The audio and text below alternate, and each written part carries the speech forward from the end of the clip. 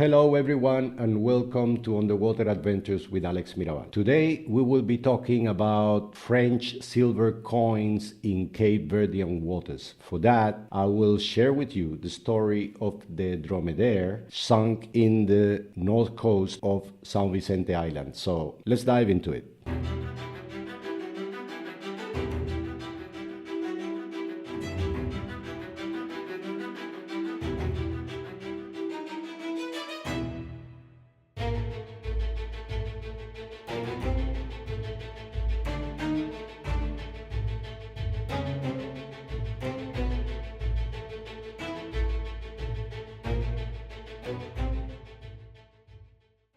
This wreck has a lot of interesting stuff. The first one is the fact that she sunk against the coast, which for many people, including me, when I got the historical files, it would sound like, yay, great. It is in the coast. It's not a wreck that you have to go many miles away from land and be in a very hostile environment in the middle of nowhere. No. It is against the coast, but right against the coast. Well, I should have known better that against the coast was not necessarily easier or better.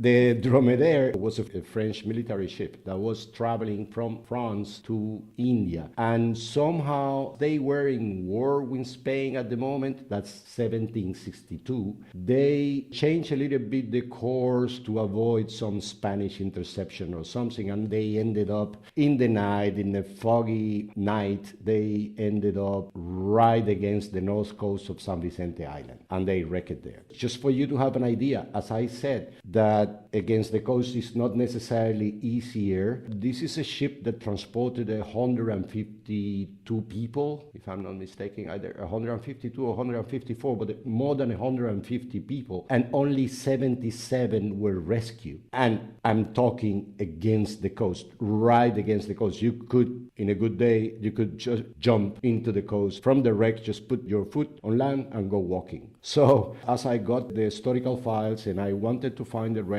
there was also a previous team, I will talk about that later, that tried to find the wreck. So when we set out to find the wreck, I was under the impression that, okay, a wreck against the coast in an island in Cape Verde, it wouldn't be too difficult either to find it or to work on it. And yeah, that was because I didn't know the north coast of San Vicente Island. It is a very rough place. That's why the ship sank there to start with. It is deep. To be in the coast is deep. It's about 6 or 7 meters right under the coastline, and it has no reef outside that could break a little bit the waves and create some sort of a calm place inside. Nope. It is the Atlantic Ocean coming with all its force against the rocks in the coast. So it is a very difficult place to dive and even more to set up an archaeological excavation. When we set out to find the wreck, we were in an expedition. The waters in the place are normally very clean, which is great because you can swim. We were swimming along the coast because it was very clear that the ship was against the coast, so you would expect to find some remains of the ship right close to the shore. So you could see it from swimming along the shore easily without having to dive too much, like swimming superficially you could see the stuff? Yes, and on top of it, the waters were as clean as they are there. Yeah. It is an exploration that it is very easy to control because you just have to follow the coastline with your divers. I mean, the swim line, as we call it, is like 6 divers at a certain distance, one from the other, that you guarantee that no blind gaps are left in the middle, so that your visual field is overlapping the visual field of the diver next to you. But it's easy. I mean, you swim there. Only problem is that the sea there is very rough. It's as rough that the team that was looking for that wreck before ours, they lost the diver there because of that. It was smashed against the coast by the waves and unfortunately ended up losing his life. So we were aware of that. We knew that even if it sounds easy,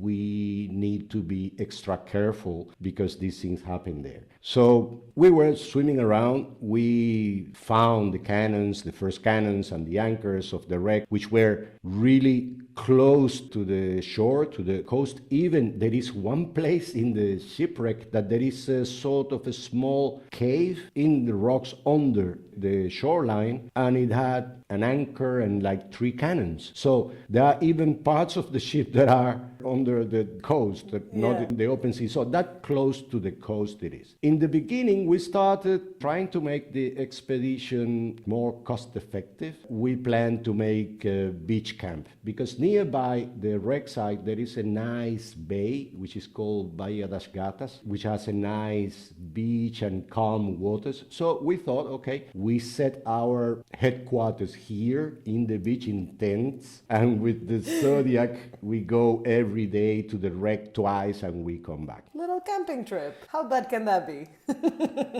Really bad. Because I mean the northern side of Sao Vicente Island there is nobody there. It's like a desert and with rocks, a very arid environment, landscape. You have to bring your own stuff. And remember, we are not in a weekend trip. We are in an archaeological excavation, which requires paperwork, require a database to be filled, and certain support. At least you want a house and a room and a desk. That would be the bare minimum that you don't want to be worried about. Yeah, okay, a desk, electric power, a computer, that your books and your papers and your archives don't fly away or don't get wet. Yeah. And you don't want this amount of sand into your properties and into your computer and to your laptop 24/7 and your dive gear. So we did that for a very short while. It proven to be a very bad decision.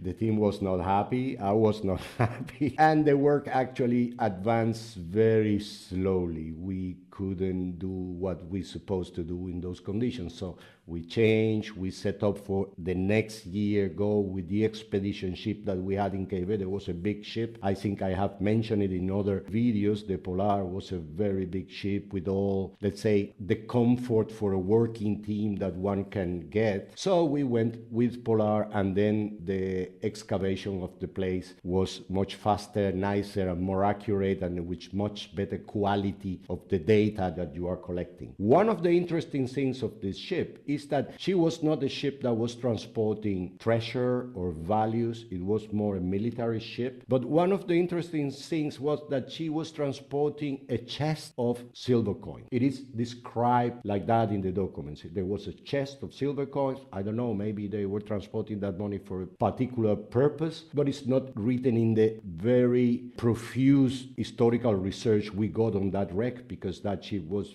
very well documented in the archives. So we had a lot of information about the ship, the artillery, the things that she was transporting, the people on board. It is a ship which is quite complete from the historical research point of view. It wasn't in the manifesto? It's a new word that I learned. It was. That's why we knew that she was carrying a chest of silver coins. What it does not say is why were there on board, why they were transporting it. But the fact is that it was there. They even mentioned the detail that the chest was coated with iron. So it would be wood, but coated with iron. Then they even explained the attempts they made, even in that big disaster in which they only managed to save 77 people from more than 150. Even in that disaster, weeks later, they came back and tried to take that chest out. And they couldn't, and they explained that they couldn't because it was too deep. So, knowing the diving capability that the French had, same as the Portuguese and the Spaniards, it was a little bit surprising, because too deep for 1762, it means too deep is about more than 20 meters or more than 25 meters. So we went with that idea. We started exploring and excavating the wreck. And there is also another interesting thing, that this ship, in the documents, it says that she was carrying 20 cannons for her defense. I mean, she was armed with 20 cannons. And when we started exploring the shipwreck, we found 27 cannons, which is, I mean, everything in the wreck was French. It is not that common that you will have a French wreck in Cape Verde, and it was in the right place as described by the archival documents. But it makes you think, are we in a different wreck? It's not the Dromadaire, it's another wreck. But we ended up confirming that it was the Dromadaire, so maybe these extra 7 cannons either were loaded in the ship after the manifesto was done as an extra protection, or they were transported in the hull. They were transported in the hull of the ship as cargo or as ballast. That this also happens quite often. Old cannons that are out of service already, as they are heavy, they could be used as ballast in the belly of the ship. So that was interesting because in the first moment it took us out of our expectations. We expected to find 20 cannons or less, but we ended up finding 27 cannons. We started the excavation in the place. We started looking for this fabled chest of coins that they couldn't recover because it was too deep. We went around, obviously. We explored the deep area of the wreck. We recovered very interesting array of artifacts from French origin, which for us it was not that common. We are more used to go through Portuguese and Spanish objects and artifacts. And this new thing of finding French artifacts and French jewelry, and it is nice. French glass, there were beautiful glass stems of vases which were really, really nice. And we found the chest of the silver coins. It was not the chest anymore, obviously. And it happened that it was not that deep. It was actually 9 meters of depth, very close to the coast. Apparently the chest moved and it was pushed. I find it hard to believe because it should have been a very heavy chest, but it was moved somehow and it was mixed. Obviously the chest disappeared and it was mixed with a lot of cannonballs. The ship was reported to be transporting 1,000 cannonballs. We are talking about iron balls this size. So it got there, it broke down, it got rot away, the wood rot away, and the silver coins make a sort of pudding with the cannonballs. No, imagine a big black concretion of cannonballs and all these beautiful silver coins inside. Yeah. So they all put like this. Like chocolate chips. Like chocolate chips. The work of taking these coins out of this very solid concretion, it was something really bad you didn't want to do. Because this place, as I mentioned before, it is rough. There are big waves, and you always have this little red light in the back of your head that you're very close to the shore. You should not let yourself loose in the moment that the big wave is coming, that it can push you against the rocks, and that it would be very dangerous. So we started working there. In the explorations around the silver coins chest, we found a gold coin, French origin, from 1760. I think it's called Louis d'Or. I don't know the pronunciation, but you will see in the photos. It's a beautiful coin. It's a small coin, a gold coin, which was not accounted for. So it could have been from the pocket of someone, not part of the cargo. But it was like an interesting find, and everyone got very excited. A gold coin is always a reason for cheer up the team. It's not only because it's gold, but always they come out of the water with all the details. They are very pretty to see, and you can get information from that coin right away before going to the lab and being clean and being stabilized, because most of the time all the details in the coin are visible. You can see the year, you can see in which city was minted, so it gives you a lot of information. Together with this gold coin, and in the area of the gold coin, the first one that we found, we call it a diamond because it looks exactly like a cut diamond, these typical diamonds you see in every movie or in a cartoon, which is like a diamond shape. A cut diamond shape. But it was big, it was like this. It looked really big to be a diamond, but okay, could have come out of any jewelry item, any ornament or jewelry piece. So we store our diamond very happily within the artifacts, and then we found another one, and then we found another one but red, and then we found another one but blue, and then we start finding other little stuff. At the time we changed our terms instead of diamond, we didn't call it diamond anymore. Then we start calling it semi-precious stones, which ended up being glass. All these little diamonds and There was no zirconia, no nothing. It was just glass. it was just glass, maybe part of a lamp or any ornament in the ship. They were of various colors. They were actually very pretty because glass is also one of these materials that even after many years of immersion, if they are not very worn by the sand, they would really look exactly how they were in the moment they fell in the sea. So finding all this under the sediment, finding all these little pieces of glass was also fun. Even